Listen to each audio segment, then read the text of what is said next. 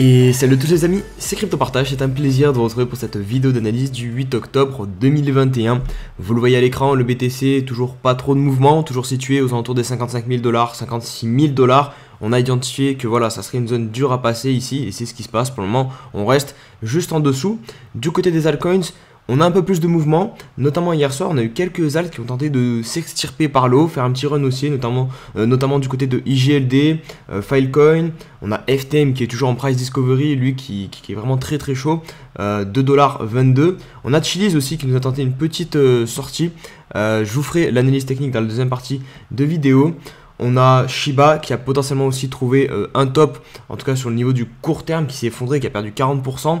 Donc attention à ce que le château de cartes, le château de sable ne s'écroule pas du côté de Shiba, puisque voilà, on sait que fondamentalement derrière, il n'y a pas grand chose.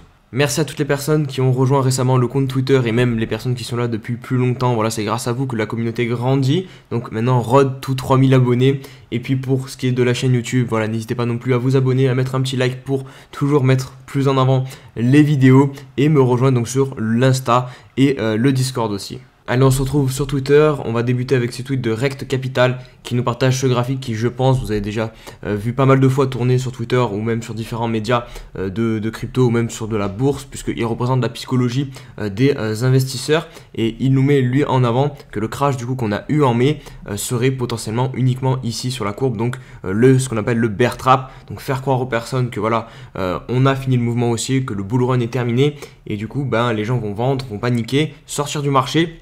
Et finalement pas du tout, on n'a pas fini le mouvement haussier, et même pire que ça, la plus grosse partie du mouvement haussier en fait arrive maintenant. Donc pour le BTC ça voudrait dire partir en price discovery au-dessus des 65 000 $, et là on pourra avoir vraiment une phase vraiment très parabolique, une bulle hein, totalement vraiment, avec des niveaux de FOMO qui seraient vraiment supérieurs à ce qu'on a connu déjà en avril. Donc imaginez un petit peu, et même supérieur à ce que l'on a connu en 2017, parce que il y a plus de monde maintenant sur le marché, les crypto-monnaies sont beaucoup plus connues. Donc vraiment, si réellement on se trouve dans cette situation-là, et c'est ce que je pense, c'est ce que je pense que le crash de mai était, puisque je pense, voilà, vous le savez qu'on va repartir en bull run dans cette fin d'année.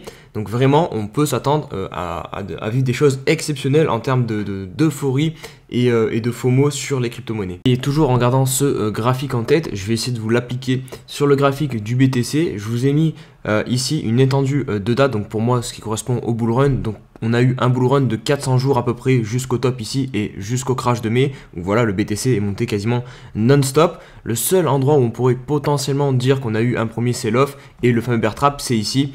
Je vais retirer ici, comme ça vous allez mieux voir. Hop, vous voyez, c'est cette petite correction qu'on avait eu en janvier, mais de 2 semaines.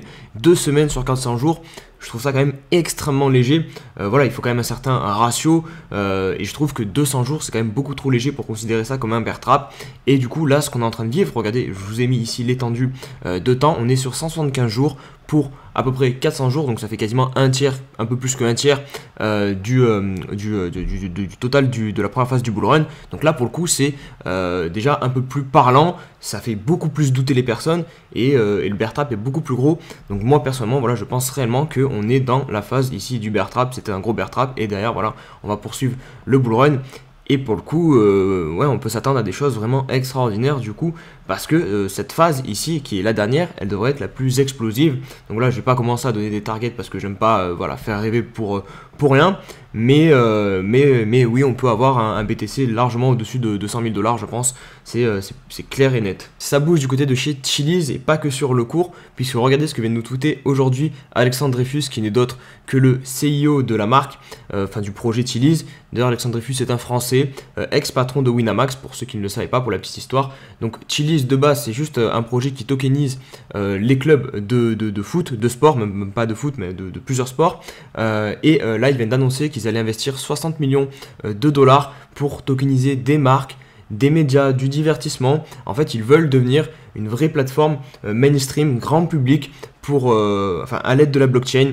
Donc proposer vraiment en fait une utilisation de la blockchain pour les particuliers, pour les gens comme vous et nous qui ne connaissons pas forcément grand chose à la blockchain, enfin rendre la blockchain utilisable par un grand nombre de personnes. Et du coup, on peut imaginer les choses que Tilis pourrait proposer parce que actuellement, en gros, avec les tokens de club, par exemple, vous achetez le token du Paris Saint-Germain, vous pouvez participer à des sondages que organise le club, donc avoir une influence sur la vie du club. Vous pouvez aussi profiter de réductions sur la boutique officielle du club, donc ça vous apporte des avantages. Et imaginez que par exemple, là, ils disent qu'ils vont tokeniser des marques. Par exemple, vous avez le token de Nike et vous avez, je sais pas, 15% de réduction dans tous les stores Nike. Donc ça peut être clairement quelque chose d'assez novateur. Parce que voilà, de base, quand vous avez une carte de fidélité, c'est une carte de fidélité enregistrée sur un PC, c'est centralisé. Et là, ça serait enregistré sur la blockchain, je pense que c'est ce qu'ils comptent faire. Enfin, je le comprends comme ça, moi en tout cas. Et c'est vrai que ça ouvre des perspectives plutôt intéressantes. Je voulais vous partager cette news qui est pas mal improbable, je trouve, puisque des NFT seraient compatibles avec la blockchain Bitcoin. Donc ça serait un énorme game changer dans les NFT, puisqu'actuellement le gros du volume d'échange des NFT se fait sur Ethereum, et il y a des NFT qui partent pour des sommes astronomiques, mais imaginez si les NFT avaient un marché sur la chaîne du Bitcoin directement. Le Bitcoin, ça représente 45% de la market cap de toutes les cryptos actuellement, donc il y a un volume, il y a énormément d'argent sur le BTC, et si vous mettez des BTC, des NFT sur la blockchain Bitcoin, je n'ose même pas imaginer à quelle somme ça pourrait partir. Donc j'ai pas exactement compris comment c'est réellement possible. En gros, je vais vous lire plus ou moins l'article. Donc c'est une solution annexe, donc une société Stacks qui permet de créer des tokens non fongibles en s'appuyant donc sur le réseau Bitcoin. Stacks c'est une blockchain séparée de Bitcoin, à l'inverse des solutions de seconde couche, donc ce que l'on appelle les Layer 2 comme le Lightning Network.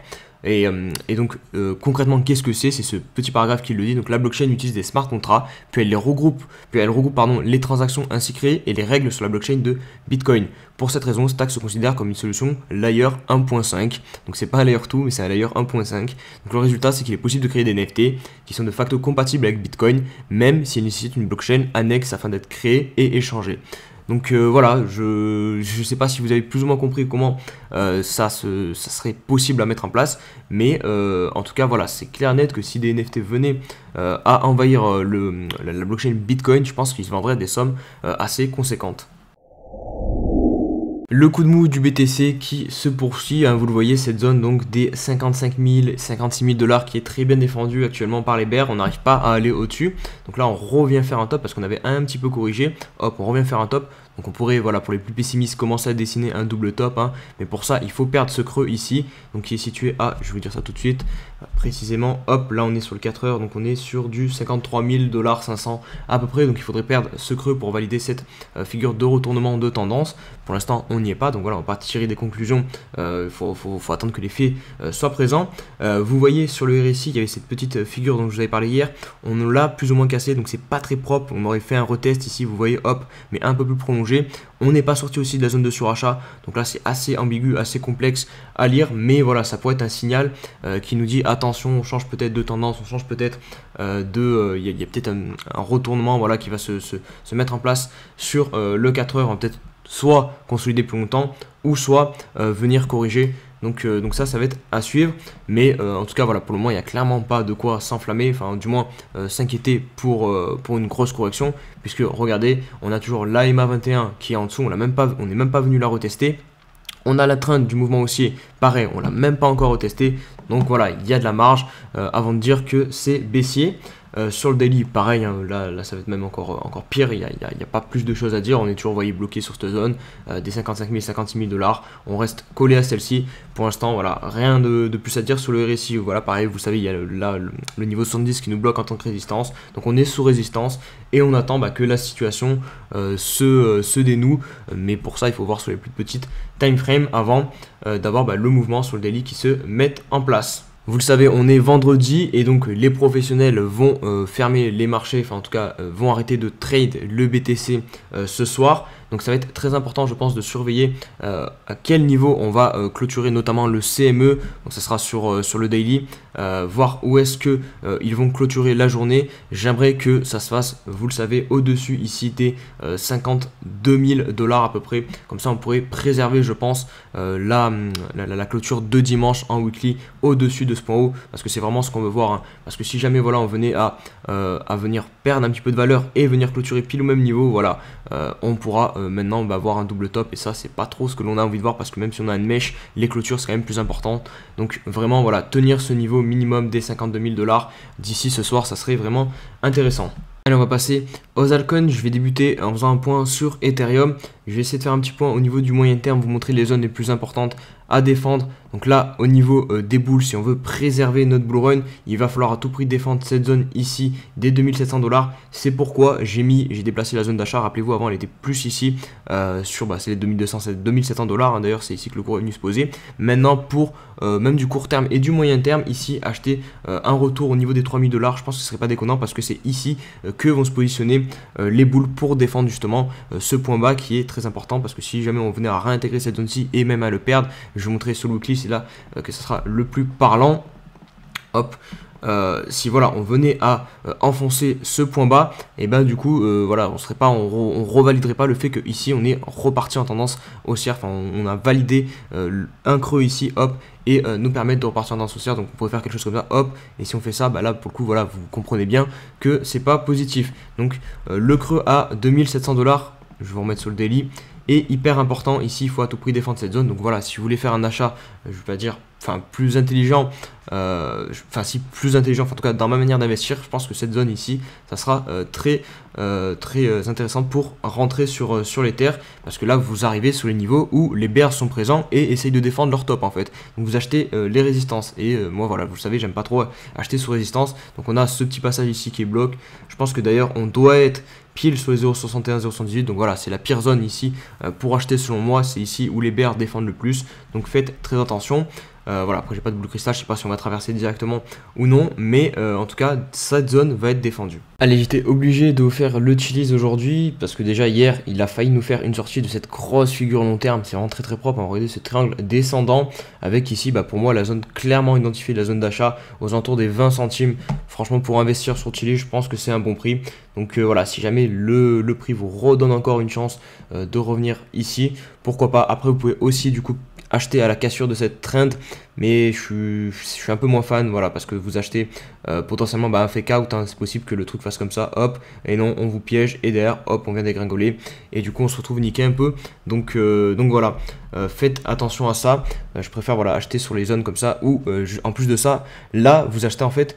Quand vous achetez les breakouts, en gros, vous achetez l'euphorie. Les gens sont to the moon. Et quand vous achetez les supports, vous achetez les gens qui ont peur. Enfin, parce que voilà, on a peur de perdre le support. Et donc, c'est toujours profitable d'acheter quand les gens ont peur que plutôt acheter quand les gens sont euphoriques. Donc voilà, c'est pour ça que je vous conseille, je vous rabâche souvent d'acheter les supports plutôt que les résistances. Mais en tout cas, voilà. Hier, on a eu un échec. On a méché au-dessus. Hop, on a réintégré. On est collé dessous, on peut évidemment aujourd'hui venir casser, mais bon, pour le moment ce n'est pas le cas. À noter aussi qu'on aura quand même cette zone-ci, hein, tout ce qui est comme ça support, enfin résistance horizontale, ça aussi c'est important à surveiller, parce que souvent le prix vient buter. Donc c'est pas parce qu'on casse cette trend que forcément ça va être directement to the moon. Si on fait du chartisme pur, oui c'est to the moon, parce que voilà, vous prenez l'objectif ici, vous le reportez ici, hop, ça nous ramène normalement ici au top, donc 1 $. Mais il faut se méfier aussi des résistances, et vous voyez ici on n'est pas très loin, donc attention, moi je privilégierai les achats sur cette zone des 20 centimes. Et je passe à Chainlink qu'on m'a demandé dans les commentaires. Donc là je vais faire les cryptos que vous m'avez demandé. N'hésitez pas encore à me redemander en commentaire si j'ai pas encore fait la vôtre, ou même si vous en voulez des nouvelles. Comme ça fait du contenu en plus à vous proposer. Donc là on part sur Chainlink.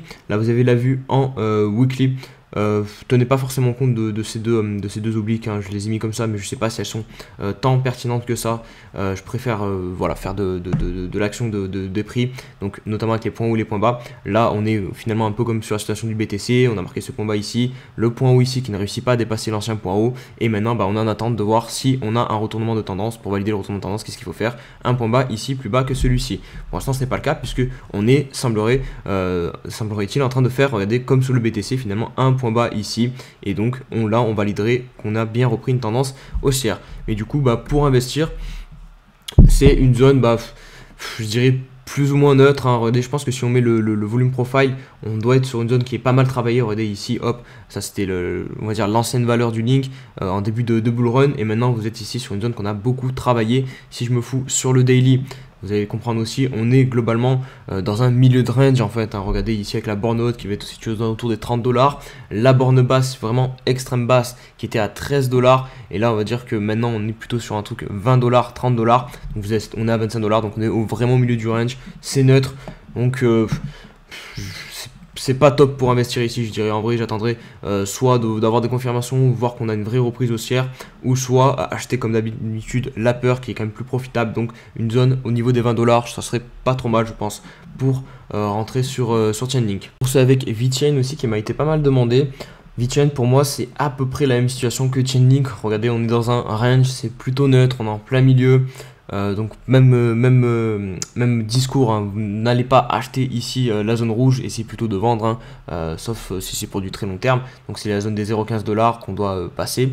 Et pour des achats, qui peut être de l'investissement, je trouve que ça serait pas déconnant. On a payé cette zone des 0,08 $ à peu près, parce que ça serait cool qu'on maintienne ce point bas ici, qu'on vienne pas l'enfoncer. Donc voilà, si on revient faire ici une touchette ici, ça serait intéressant je pense pour remettre un petit billet sur VeChain. Je vous mets vite fait le weekly pour vous montrer voilà, qu'on est sur la même situation que Chainlink, hein. Je vais pas forcément vous faire le même discours. Vous voyez le point haut ici qui est plus bas ici, donc on inverse potentiellement la tendance, mais pour valider ça il faut venir faire un point bas ici plus bas que celui-ci, et pour le moment ce n'est pas le cas puisque on est, semblerait-il, en train pareil de faire un point bas ici plus haut qu'ici. Donc bref, voilà, vous avez compris, c'est exactement la même situation que sur Chainlink. Et on va conclure la vidéo par Harmony avec son token One qui est en train de lutter contre l'ATH, hein, la résistance de l'ATH, hein, tout simplement, qui est aux alentours des 0,23 $, histoire de pouvoir partir derrière un price discovery.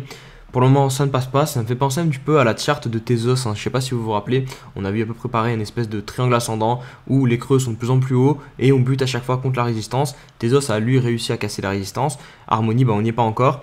Ce qui me chagrine un petit peu, c'est que pour l'instant vous voyez les volumes sont pas du tout ascendants, donc ce qui serait cool c'est que si on vient à casser ici, on ait des volumes qui augmentent et là pour le coup on validerait la sortie. Mais en tout cas voilà, une chose est sûre, ici c'est pas un bon moment pour acheter.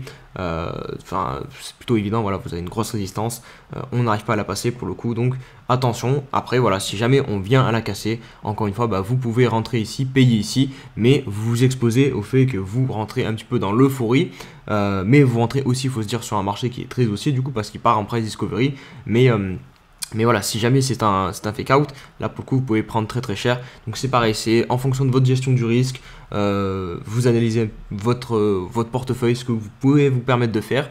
Mais voilà, vous savez que si vous achetez une fois qu'on break ici, vous vous exposez, voilà, comme je vous dis, à un potentiel fake out et que derrière ça vienne dégringoler si jamais c'est un piège organisé par les whales de ce marché. Voilà les amis, j'espère que la vidéo vous a plu. Si c'est le cas, comme d'hab, n'hésitez pas à mettre un petit pouce bleu et à me rejoindre sur mes différents réseaux sociaux. Et on se dit à demain pour une nouvelle vidéo. Allez, ciao ciao.